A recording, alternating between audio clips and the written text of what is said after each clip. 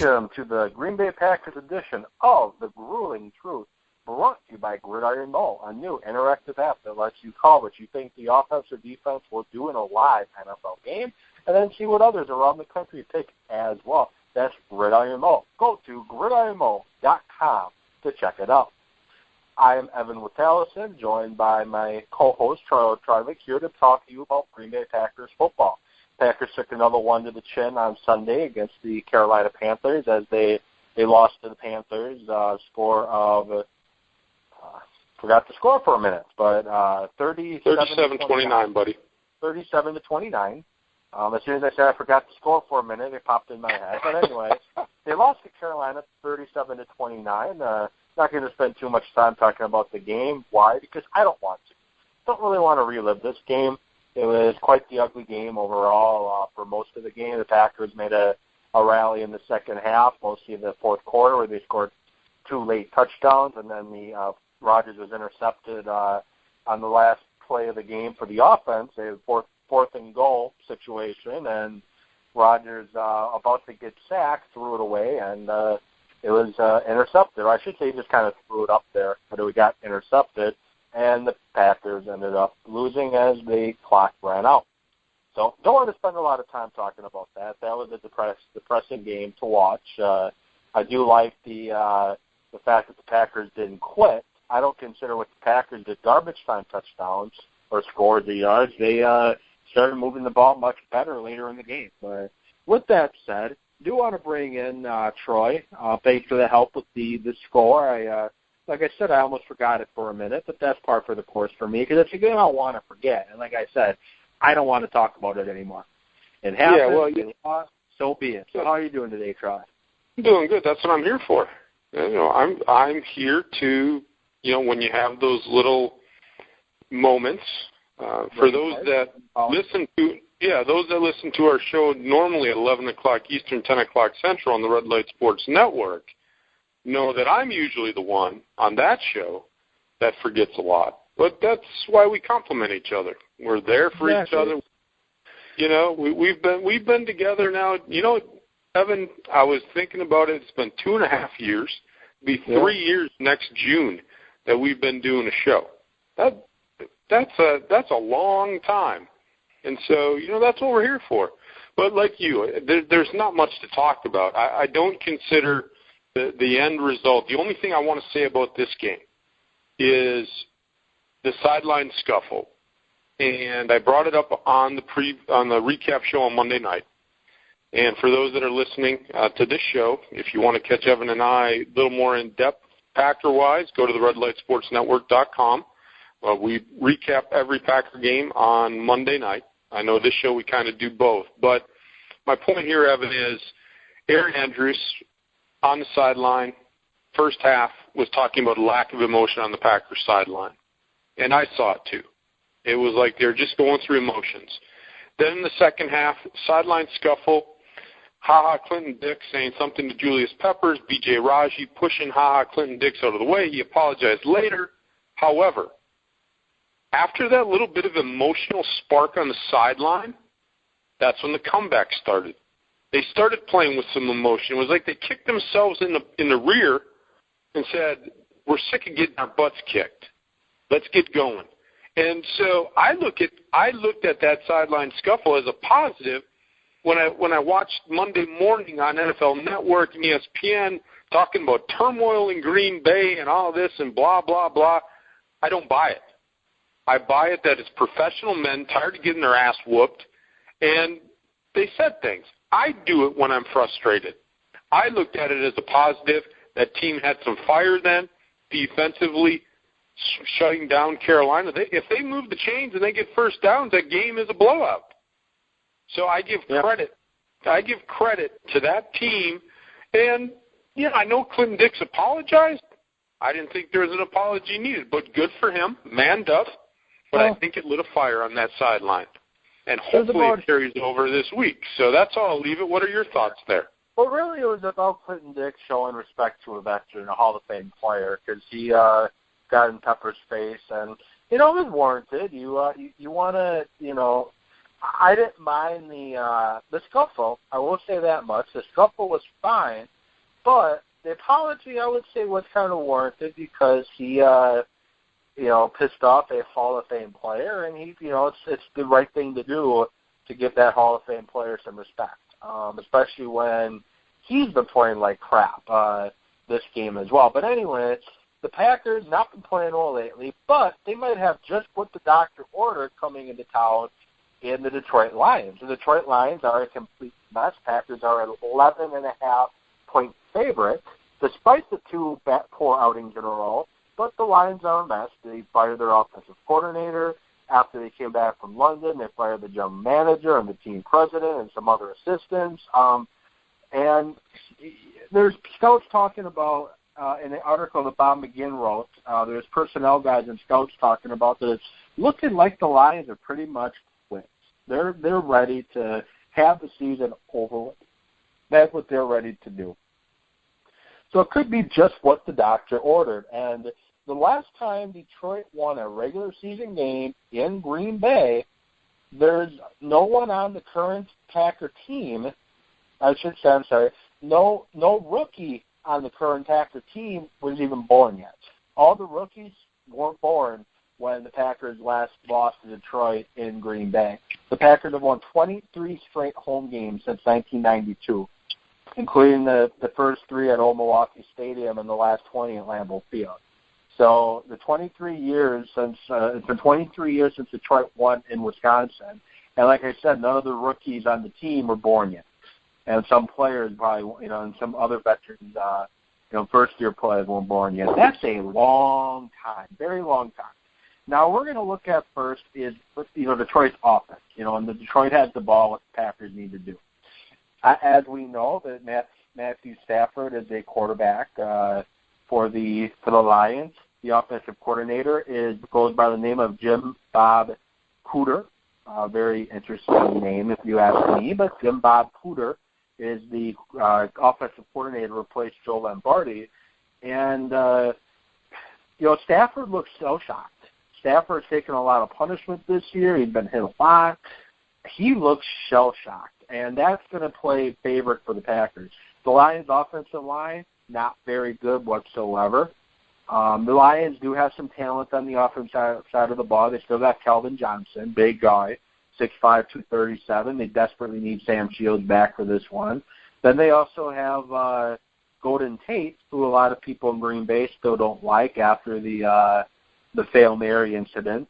They're still mad at him for that. And they got a couple good tight ends. But the offensive line's horrible. Travis Swanson, a third-round pick in 2014, may get benched for Manny Ramirez, former Denver Broncos center, who, if we remember right, when the Broncos played in the Super Bowl against Pittsburgh, he was the guy in the first snap of the offense. I think it was the first offensive series for the Broncos, snapped the ball over Peyton Manning's head for the safety. But the offensive line, not very good. Stafford getting hit a lot. And that, like I said, might just be what the doctor ordered. Stafford tends to, rely on his arm a little too much and forces things in. And Matthew Stafford will throw a couple balls, just like Jay Cutler does. He will throw some passes, Troy, that can and should be intercepted. He will throw passes to the guys in green. The thing is, the Packers have to catch them. This is a game the front seven needs to dominate. They got to get back to rushing the passer like they did through the first 4 or 5 weeks of the season. 4 weeks of the season, 5 weeks of the season before they struggled the last 3 weeks into the quarterback. They got to blitz Stafford. Get Stafford uncomfortable. He already looks so shocked. Blitz the living crap out of him, and that's also going to need to be Mike Daniels needs to step it up. Julius Peppers needs to step it up and just play better football. And this is a game that we might see a lot of Jaron Elliott, off the edge. This is a perfect game for Jaron Elliott. Get him off the edge, speed rusher. The Lions don't do very well against the speed rusher off the edge. Perfect game for him. But if they got to get pressure on Stafford. If they want to do well, they got to get pressure on Stafford, force him into making those dumb decisions he likes to do. He trusts his arm way too much. Force him to just kind of throw it in very tight windows, and you should get interceptions. This is a game that I see the Packers getting 2 or 3 interceptions, John. they could easily get 2 or 3 interceptions, and they should. They should get 3 or 4 sacks and 2 or 3 interceptions. And if that's the type of game the defense plays, which needs a game to rebound from after 2-3 very lackluster games in a row on defense, they need a good game. They need a game to build up the confidence. This is a very important start to a stretch of games where they got Detroit, then Minnesota, then Chicago, then Detroit again. 4 division games in a row. This is a mark of 4 games that could win or lose in the division.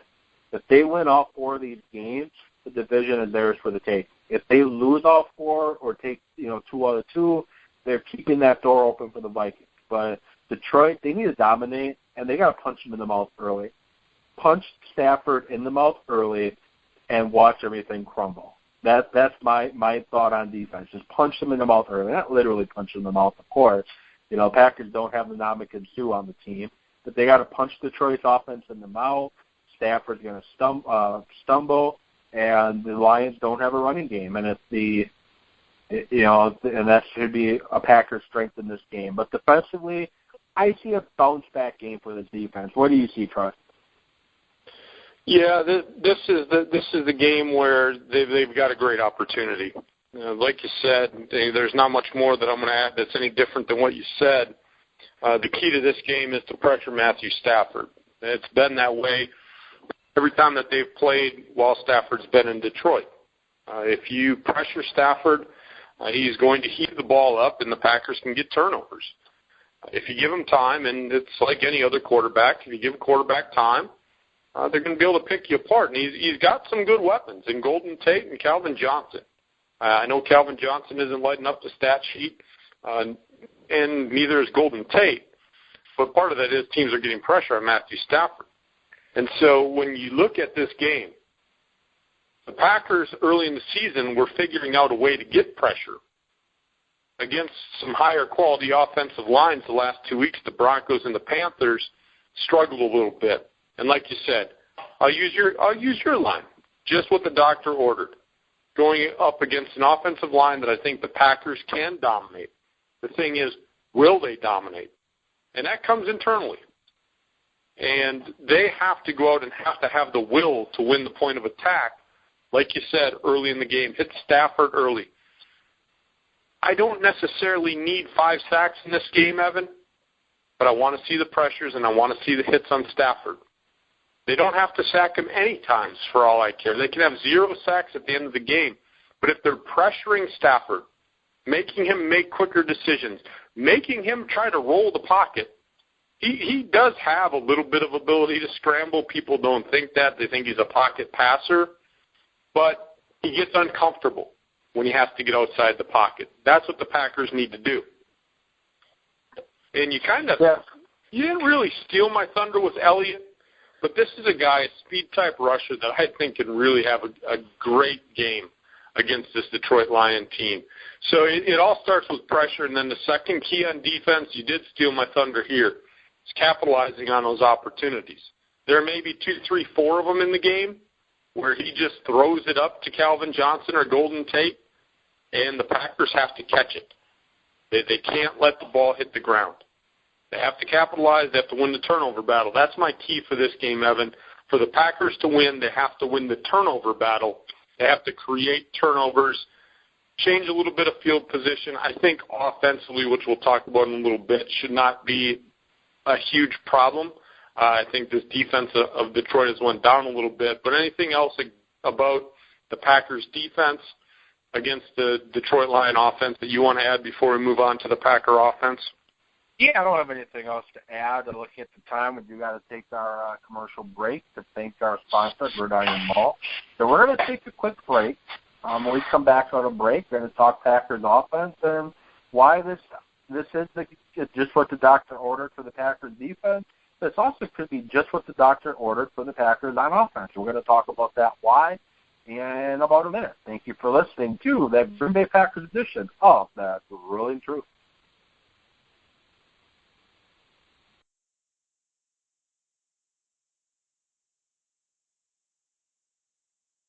This is former All-Pro Leon Searcy. I've got a new interactive app called Gridiron Mode. where you get to call the plays, offense or defense, and a live NFL game. You get to interact with other fans, pick the play, pick the call. That's Gridiron Mode.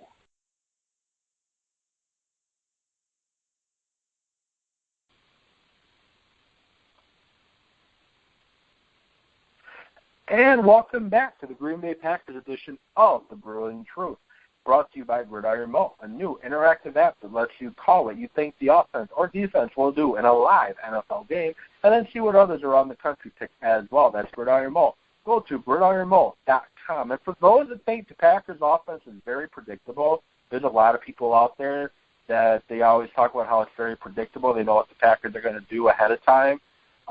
This is a way to test that theory. Download Gridiron Mo, the app. Go to gridironmo.com, download it, and then try to take a guess on what the Packers are going to do offensively. Try to take that guess. See if your thought process of the Packers being too predictable on offense is true or not. Let's find out. So go to gridironmo.com and check it out. And before we go any further, I forgot to do this at the start of the show. Not sure how I even could forget. But I do want to thank all the veterans out there that have served this country, going back as far, as back as, the start of the United States. I know those veterans are deceased, but everyone that's ever served for the country, do want to say thank you for your service to the country. And for those that are currently serving in the military, thank you for, sacrificing yourselves for us to be free. So do want to get that out of the way too. But Packers offensively, Detroit likes to run a 4-3 defense. It's a one-gap style, 4-3.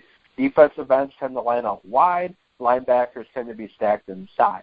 The Lions are ranked 20th in takeaways with just 11, 26th in yards allowed, and 32nd in points per game. They give up 30.6 points per game, and they just gave up 45 points to the Jamal Charles Kansas City Chiefs. They made Alex Smith look like a Pro Bowl quality quarterback the last time the Lions played. Now, yeah, there could be some pride going on here with Detroit. They just got their butts handed to them defensively. They might come back on fire, but the Lions, they aren't the same defense they've been in the past. They lost Namik Sue. They lost Farley, who's now in St. Louis, who's in Miami. They did trade for Nagata, but he doesn't have the burst and range that he used to have. That's Bob McGinn. He's a phone booth player now. That means he's very limited in moving. So if you get outside of his radius, which isn't very large, he's going to you're going to get by him. There's one area that I am concerned with Detroit. Defensive end Ziggy Asawa, 6'5", 279. He had the 5th pick in the 13th draft. He is very good. Long arms, big guy. He's very fast, good athleticism. He can turn that corner. And that's something both Bulaga and Bakhtiari have been struggling with this year, is sealing that edge. The quick rushers that can bull rush tend to beat them. But outside of Ziggy Asawa, the Lions don't have a ton on the defensive line. They do have 2 former Packers on the defensive line. They got C.J. Wilson and Kyrie Thornton. Thornton, a draft bust for Green Bay, and C.J. Wilson, he's pretty serviceable during his time. Linebacker-wise, Detroit, not very good at all. DeAndre Levy, the best player on the Lions defense, is out with a hip injury. He won't be playing. Josh Bynes has been filling in for him, doing his best, but he isn't the best player out there. He's pretty slow. Middle linebacker, Stephen Kolek, a veteran, scrappy veteran at age 30, but injuries of an age have kind of robbed them of his speed and explosiveness. Pretty instinctive. And then Travis Lewis plays every down early down before giving way to hard-hitting linebacker Tahir Whitehead in sub. Lions linebackers, not very fast. 4.8, 4.81 tend to be the 40-yard dash time to the Lion linebackers. And this is something the Packers should easily be able to exploit. And then the secondary for Detroit, not very good. They're fast, but they don't cover very well. And safety, Grover Quinn is decent, but outside of him, They're just not very good. This is a game that the Packers should be able to attack the middle pretty easily with the weak linebackers. Get Cobb early in the flats, going across the middle. If Ty Montgomery's able to play, get Montgomery going across the middle, and just attack that middle of the Lions defense. Linebackers are slow. The secondary not very fast, not very good. They should be able to exploit that, and they should be able to get a run game going. And that's going to be key for Green Bay. The big news out of Green Bay, James Starks will now get the number one reps for running back. Now the Packers, they tend to split Starks and Lacy pretty evenly. When Lacy was air quote the starter, they tend to split them pretty even early on. But now Starks is going to be running back 1 in regards to the depth chart now, and Lacy will be running back 2. Now Lacy didn't get benched, as one headline tried to say. I forget which headline it was, but one headline tried to say that Eddie Lacy got benched, which he didn't get benched. He just Starks is just a hot hand right now. They got to do the hot hand, but they have to get the running game going with Starks. Got to get some screen passes going, because when you're playing linebackers like Detroit, that could be pretty beneficial. And they got to be able to exploit the middle of the field, and that's what I see the Packers doing. They did move their quarterback coach to the sidelines. He should be able to, conference with Aaron Rodgers now on the sidelines while Tom Clements gets ready for the next offensive series. But this is a game, Troy. I see the Packers offense dominating quite well. I see them being able to control the line of scrimmage. I see them being able to throw the ball over that middle. And I see Rodgers having a game that we're typical of Rodgers seeing. And that's going to be key. That's going to be if the offensive line holds up. The offensive line has not been playing very well whatsoever this season. Rodgers is being under a ton of pressure, and if they protect Rodgers at all in this game, Rodgers should be able to throw for well over 300 yards easy in this game. So offensive line is my key in this game. They got to get the running game going, and they got to attack Detroit's linebackers in coverage, force them into coverage and attack. So what are your thoughts for the Packers on offense? Yeah, well, like always, I'm just going to piggyback off what you said. And for those that listen to the show every week, you know that I've been very high on this Packers offensive line. And I don't think they forgot how to block. I just think that they have to get a mean streak back in them. And I'm not saying they got complacent. I'm not in the locker room. I'm not on the practice field. But just watching the game, that offensive line was one of the units that was just going through the motions. Now, again, I know they went up against two very good defenses, but at the end of the day, we're looking at a team that we want to go to the Super Bowl, and those are the type of teams you have to beat. And I think they just got embarrassed. And, again, I'm not saying they didn't prepare well, and I'm not saying that they're not professional. It just seemed like they were going through the motions at times. And the way that I look at this, Evan, this is a perfect opportunity for them to be able to go out and kind of flex their muscles in the NFC North. Now, we talked about this in the preview show before the season. The road to the playoffs goes through taking care of business in your division.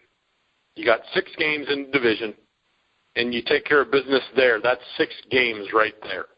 And so this is huge for the Packers to flex their NFC North muscles against a team that I think is in turmoil, especially defensively.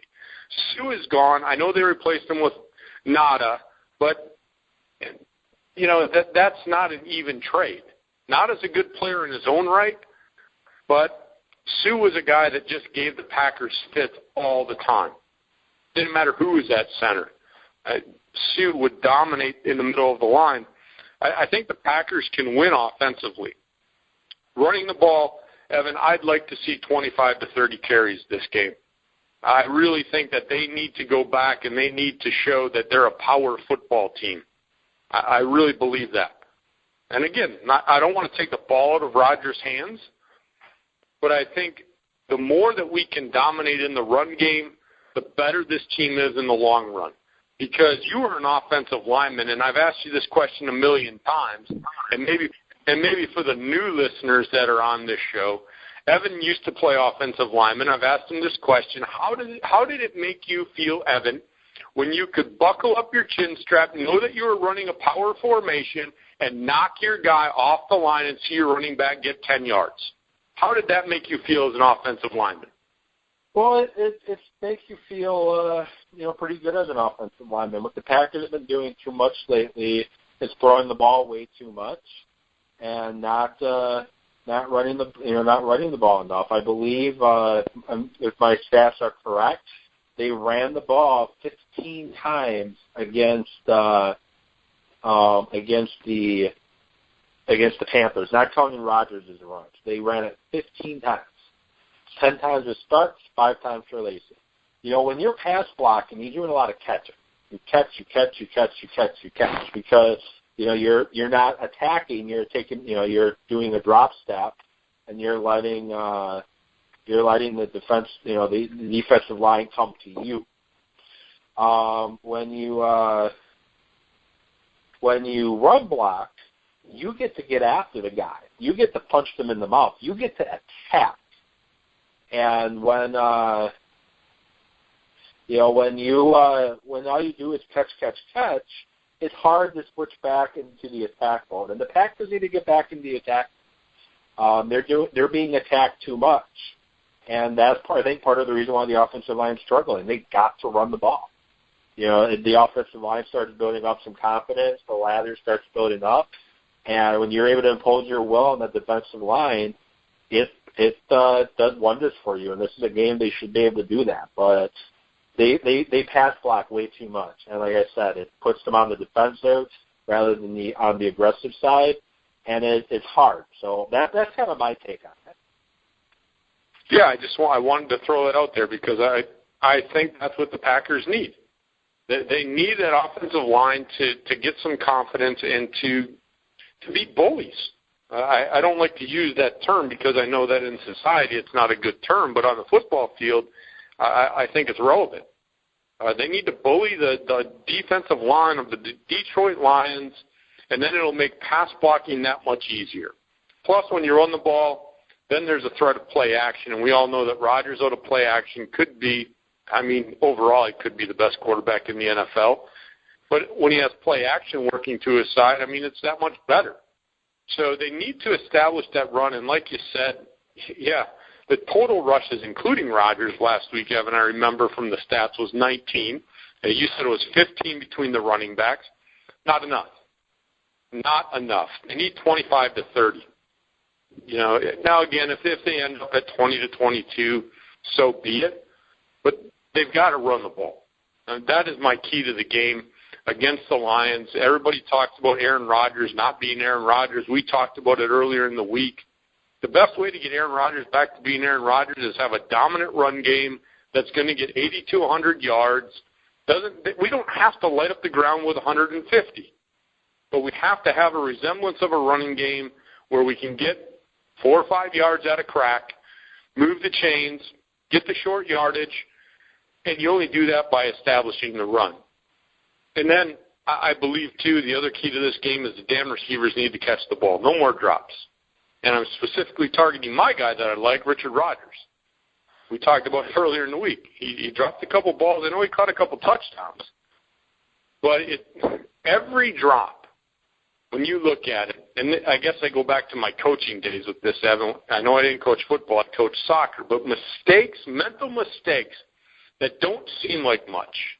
And I don't recall the down that he dropped the ball on. But no matter what down, and I'll just use fictitious example. If it's 1st and 10 and you throw a 6-yard out and the receiver drops the ball, okay, a ball that should have been caught, that should be a 2nd and 4. Now you're faced with a 2nd and 10. It's a total different play call with down in distance. You're 2nd and 10 instead of 2nd and 4. Now, does that cost you the game? Not necessarily. However, on 2nd and 10, if all of a sudden you have to punt the ball, what happens if he catches that first down pass? And so every drop that the Packers have has a significant impact on how they pursue that drive. And I look at the drops that happen, and I'm not talking about the big play drops. I'm talking about every drop. This team has to mentally focus, catch the ball. So they have to eliminate drops. They have to run the ball. That's what they have to do offensively, in my mind, to take care of business against the Lions, Evan. Yeah, and now it's time to talk prediction-wise. What do we predict?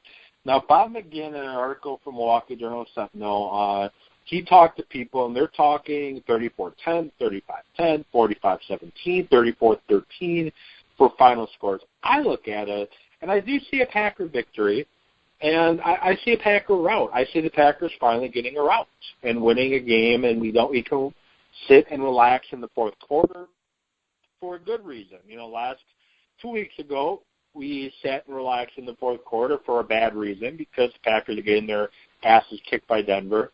But this one, I think we can, sit and enjoy the fourth quarter.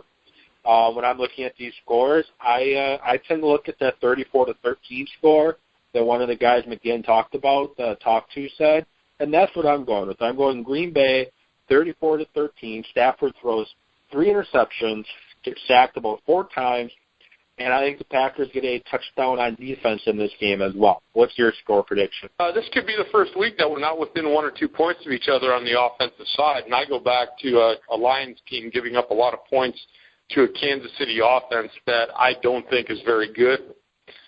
And so I think the Packers, like you, they win in a rout. And the score I give is actually going to be closer than the way the game goes for me. But I think the final score is Packers 41, Lions 20, and they score a late touchdown. I think the Packers are up big going into the fourth quarter, and the Lions score a touchdown in the fourth quarter to make it 41-20. But there's no reason on paper when you compare these teams, and the Packers are at home, and they tend to score a ton of points at home. There's no reason the Packers cannot score over 30 points in this game, and there's no reason defensively that they should give up more than 20. I know Stafford will probably get some completions to Tate and to Johnson, and Abdullah is a pretty good running back, but I think they can contain Abdullah. I just think they get back to basics. They flex their NFC North muscles. They get out in front early. The game is at home, and I think the final score is 41-20. So can you repeat that one more time? You said 44-20? 41-20. 41-20. I said 44 for a minute. That's why I was wondering. But with that said, I say 34-13. George says 41-20. Either way, we see a Packer rout, and we hope Monday for the Red Light Sports Ramble when we recap this game, one of us is right. Or I just hope for a victory. It'd be awesome if one of us is right, but I just want a victory, one that we can relax in the fourth quarter. And also Wednesday when we do the Green Bay Packers edition of the Grueling Truth then as well, we want to talk about a Packer victory before we preview Packers Vikings. So with that said, thank you all for listening to the Green Bay Packers edition of the Grueling Truth, brought to you by Gridiron Mo. We appreciate you spending some time with us, listening to our thoughts on the Packer game. And if you want to listen to any of our other podcasts that we do outside of the Grueling Truth, go to the redlightsportsnetwork.com. That is the redlightsportsnetwork.com, and check out what we have there. With that said, for Troy Kradovic, I am Evan Witalison, and we want to thank you for listening. We hope you all have a good weekend with Packer victory. We'll get back at you later. Have a good rest of your day, everybody.